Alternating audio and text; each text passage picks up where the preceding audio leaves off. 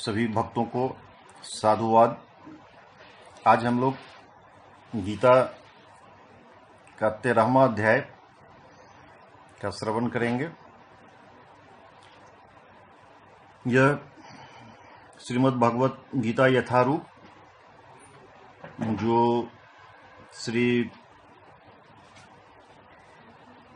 Shrimad AC भक्ति वेदांत स्वामी प्रभुपाद जी द्वारा लिखित है, उस किताब से हम लोग आज श्रवण करेंगे। पहला श्लोक, यह प्रकृति पुरुष तथा चेतना से संबंधित है। इसमें क्षेत्र क्षेत्रज्ञ विषय पर काफी जोर दिया गया है और इसे समझने की हम लोग चेष्टा करेंगे। पहला श्लोक है, अर्जुन के द्वारा किया गया प्रश्न है। अर्जुन उवाच प्रकृतिं पुरुषं चैव क्षेत्रं क्षेत्रज्ञमेव च एतद्विद्मिच्छामि ज्ञानं ज्ञेयं च केशव। ये अर्जुन के प्रश्न। अर्जुन के द्वारा कहा गया है कि हे कृष्ण, मैं प्रकृति एवं पुरुष, क्षेत्र एवं क्षेत्रज्ञ तथा ज्ञान एवं ज्ञेय के विषय में जानने का इच्छुक हूं। यहां क्षेत्र एवं क्षेत्रज्ञ, हे अर्जुन, प्रकृति एवं पुरुष, क्षेत्र एवं क्षेत्रज्ञ तथा ज्ञान एवं ज्ञेय के विषय में जानने का इच्छुक हूं। श्री भगवान ने कहा कि हे कुंती पुत्र, यह शरीर क्षेत्र कहलाता है और इस क्षेत्र को जानने वाला क्षेत्रज्ञ है। दूसरा श्लोक है, श्री भगवानो वाचा इदं शरीरं कौन्तेय क्षेत्रमित्यभिधीयते एतद्यो वेत्ति तं प्राहुः क्षेत्रज्ञ इति तद्धितिः। श्री भगवान ने कहा कि हे कुंती पुत्र, यह शरीर क्षेत्र कहलाता है और इस क्षेत्र को जानने वाला क्षेत्रज्ञ है। तात्पर्य यह है कि अर्जुन प्रकृति पुरुष, क्षेत्र क्षेत्रज्ञ, ज्ञान तथा ज्ञेय के विषय में जानने का इच्छुक था। जब उसने सबों के विषय में पूछा तो कृष्ण ने कहा कि यह शरीर क्षेत्र कहलाता है और इस शरीर को जानने वाला क्षेत्रज्ञ। यह शरीर बद्ध जीव के लिए कर्म क्षेत्र है। बद्ध जीव इस संसार में बंधा हुआ है और वह भौतिक प्रकृति पर अपना प्रभुत्व प्राप्त करने का प्रयत्न करता है। इस प्रकार प्रकृति का प्रभुत्व दिखाने की क्षमता के अनुसार उसे कर्म क्षेत्र प्राप्त होता है। यह कर्म क्षेत्र शरीर है। और यह शरीर क्या है? शरीर इंद्रियों से बना हुआ है। बद्ध जीव इंद्रिय तृप्ति चाहता है और इंद्रिय तृप्ति को भोगने की क्षमता के अनुसार ही उसे शरीर या कर्म क्षेत्र प्रदान किया जाता है। इसलिए बद्ध जीव के लिए यह शरीर क्षेत्र अथवा कर्म क्षेत्र कहलाता है। अब जो व्यक्ति अपने आप को शरीर मानता है वह क्षेत्रज्ञ कहलाता है। क्षेत्र तथा क्षेत्रज्ञ अथवा शरीर और शरीर के ज्ञाता का अंतर समझ पाना कठिन नहीं है। कोई भी व्यक्ति यह सोच सकता है कि बाल्यकाल से वृद्धावस्था तक उसमें अनेक परिवर्तन होते रहते हैं, फिर भी वह व्यक्ति वहीं रहता है। इस प्रकार कर्म क्षेत्र के ज्ञाता तथा वास्तविक कर्म क्षेत्र में अंतर है।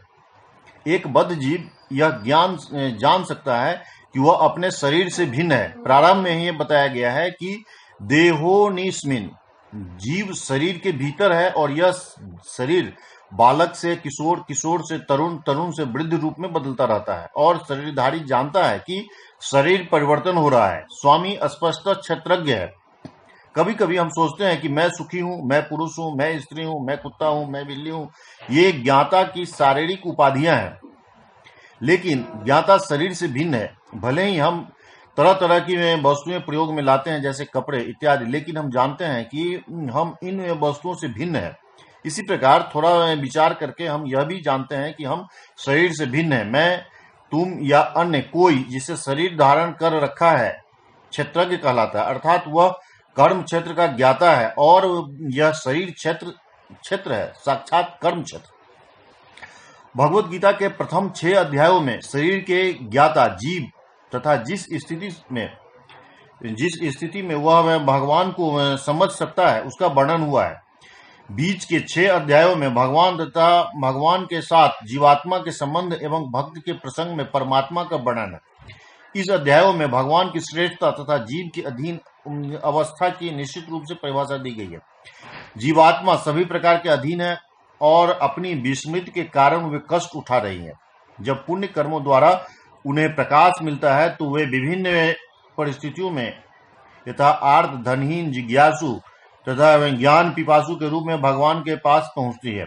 इसका भी वर्णन हुआ है। अब 13वें अध्याय में इससे आगे इसकी व्याख्या हुई है कि किस प्रकार जीवात्मा प्रकृति के संपर्क में आता है और किस प्रकार कर्म, ज्ञान, भक्ति के विभिन्न साधनों के द्वारा परमेश्वर उसका उद्धार करते हैं। यद्यपि जीवात्मा भौतिक शरीर से सर्वथा भिन्न है, लेकिन वह किस तरह उससे संबद्ध हो जाता है, इसकी व्याख्या की गई है।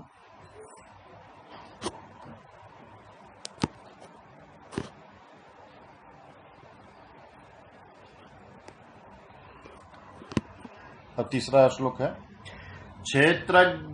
क्षेत्रज्ञं चापि मां विद्धि सर्व क्षेत्रेषु भारत क्षेत्रज्ञेयो ज्ञानं यत् ज्ञानं मतं मम। हे भरतवंशी, तुम्हें ज्ञात होना चाहिए कि मैं भी समस्त शरीरों से ज्ञाता भी हूं और इस शरीर तथा इसके ज्ञाता को जान लेना ज्ञान कहलाता है, ऐसा मेरा मत है। इसे आप फिर से सुन लें, ये बहुत ही महत्वपूर्ण है। हे भरतवंशी, तुम्हें ज्ञात होना चाहिए कि मैं भी समस्त शरीरों में ज्ञाता भी हूं और इस शरीर तथा इसके ज्ञाता को जान लेना ज्ञान कहलाता है, ऐसा मेरा मत है। तात्पर्य यह है कि शरीर के ज्ञाता, आत्मा तथा परमात्मा विषयक व्याख्या के दौरान हमें 3 विभिन्न विषय मिलेंगे, भगवान, जीव तथा पदार्थ। प्रत्येक कर्म क्षेत्र में प्रत्येक शरीर में 2 आत्माएं होती हैं, आत्मा तथा परमात्मा। चूंकि परमात्मा भगवान श्री कृष्ण का स्वांश है, अतः कृष्ण कहते हैं कि मैं ही ज्ञाता हूं, लेकिन मैं शरीर का व्यष्टि ज्ञाता नहीं हूं, मैं परम ज्ञाता हूं। मैं शरीर में परमात्मा के रूप में विद्यमान हूं। जो क्षेत्र और क्षेत्रज्ञ का अध्ययन भगवत गीता के माध्यम से सूक्ष्मता से करता है, उसे यह ज्ञान प्राप्त हो सकता है। भगवान कहते हैं कि मैं प्रत्येक शरीर के कर्म क्षेत्र का ज्ञाता हूं। व्यक्ति भले अपने में शरीर का ज्ञाता हो, किंतु उसे अन्य शरीरों का ज्ञान नहीं होता। समस्त शरीरों में परमात्मा रूप में विद्यमान भगवान समस्त शरीरों के विषय में जानते हैं। वे जीवन के विभिन्न योनियों के सभी शरीरों को जानने वाले हैं।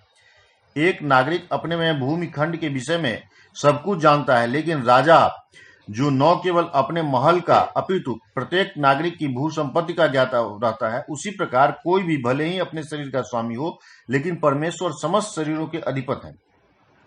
राजा अपने साम्राज्य का मूल अधिपति होता है और नागरिक गौण अधिपति। इस प्रकार परमेश्वर समस्त शरीरों के परम अधिपति हैं। यह शरीर इंद्रियों से युक्त है। परमेश्वर ऋषिकेश हैं, जिसका अर्थ है इंद्रियों के नियामक। वे इंद्रियों के आदि नियामक हैं। जिस प्रकार राजा अपने में राज्य की समस्त गतिविधियों का आदि नियामक होता है, नागरिक को गौण नियामक होते हैं। भगवान का कथन है कि मैं ज्ञाता भी हूं, इसका अर्थ है कि वे परम ज्ञाता है। जीवात्मा केवल अपने विशिष्ट शरीर को ही जानता है। वैदिक ग्रंथों में इस प्रकार का वर्णन हुआ है कि क्षेत्राणि ही शरीराणि वीयं चापि शुभाशुभे तानि वेत्ति सह योगात्मा ततः क्षेत्रज्ञ उच्यते। यह शरीर क्षेत्र कहलाता है और इस शरीर के भीतर इसके स्वामी तथा साथ ही परमेश्वर का वास है, जो शरीर तथा शरीर के स्वामी दोनों को जानने वाला है।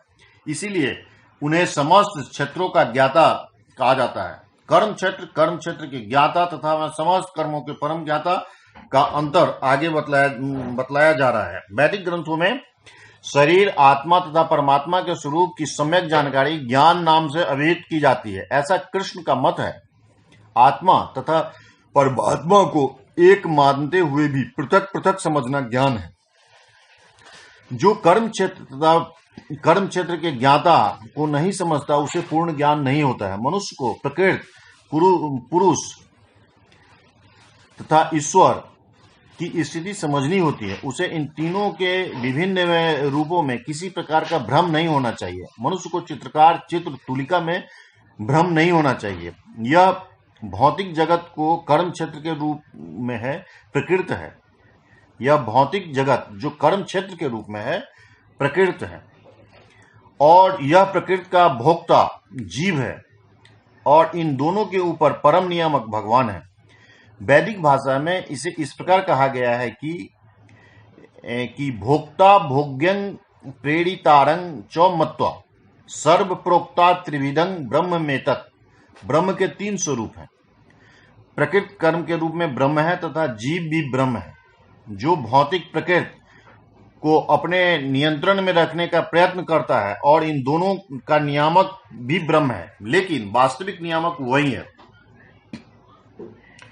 इस अध्याय में बताया गया है कि इन दोनों ज्ञाताओं में से एक अच्युत है तो दूसरा च्युत, एक श्रेष्ठ है तो दूसरा अधीन। जो व्यक्ति क्षेत्र के इस दोनों ज्ञाताओं को एक मान लेता है वह भगवान के शब्दों का खंडन करता है, क्योंकि उसका कथन है कि मैं भी कर्म क्षेत्र का ज्ञाता हूं। जो व्यक्ति रस्सी को सर्प जान लेता है वह ज्ञाता नहीं है। शरीर कई प्रकार के हैं और स्वामी भी भिन्न भिन्न है। चूंकि प्रत्येक जीव की अपनी निजी सत्ता है जिससे वह प्रकृति पर प्रभुता की सामर्थ्य रखता है, अतएव शरीर विभिन्न होते हैं, लेकिन भगवान उन सब में परम नियंता के रूप में विद्यमान रहते हैं। यहाँ पर चौ शब्द का महत्वपूर्ण है क्योंकि यह समस्त जीवों का द्योतक है। यह श्री बलदेव विभूषण जी का मत है। आत्मा के अतिरिक्त प्रत्येक शरीर में कृष्ण परमात्मा के रूप में रहते हैं और यहाँ पर कृष्ण स्पष्ट रूप से कहते हैं कि परमात्मा कर्म क्षेत्र तथा विशिष्ट भोक्ता का नियामक है। इस प्रकार हम लोग 3 श्लोक का श्रवण किए हैं। अब हम लोग 4था श्लोक सुनते हैं। तत्क्षेत्रं यज्ञयादृचं यद्विकारी यदश्च यत् शौचयो यत्प्रभावश्च तत्समासेन मे शृणु।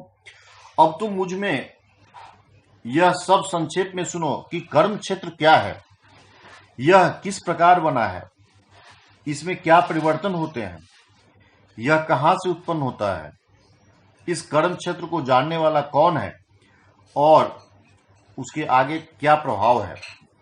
तात्पर्य यह है कि भगवान कर्म क्षेत्र तथा कर्म क्षेत्र के ज्ञाता की स्वाभाविक स्थितियों का वर्णन कर रहे हैं। मनुष्य को यह जानना होता है कि यह शरीर किस प्रकार बना हुआ है, यह शरीर किन पदार्थों से बना है, यह किसके नियंत्रण में कार्यशील है, किस प्रकार परिवर्तन होते हैं, ये परिवर्तन कहां से आते हैं, वे कारण कौन है, आत्मा का चरम लक्ष्य क्या है, आत्मा का वास्तविक स्वरूप क्या है। मनुष्य को आत्मा तथा परमात्मा जिसके जीवन विभिन्न प्रभावों, उसकी शक्तियों आदि में अंतर को भी जानना चाहिए। यदि वह भगवान द्वारा दिए गए वर्णन के आधार पर भगवत गीता समझ ले तो ये सारी बातें स्पष्ट हो जाएगी, लेकिन उसे ध्यान रखना होगा कि प्रत्येक शरीर में वास करने वाले परमात्मा को जीव का स्वरूप न मान बैठे। ऐसा तो सक्षम पुरुष तथा अक्षम पुरुष को एक समान बताने जैसा ही है। इस प्रकार हम लोग आज 1 से 4 श्लोक का श्रवण किए। यह क्रमशः जारी रहेगा और आगे हम लोग 5 से आगे का श्लोक का श्रवण करेंगे।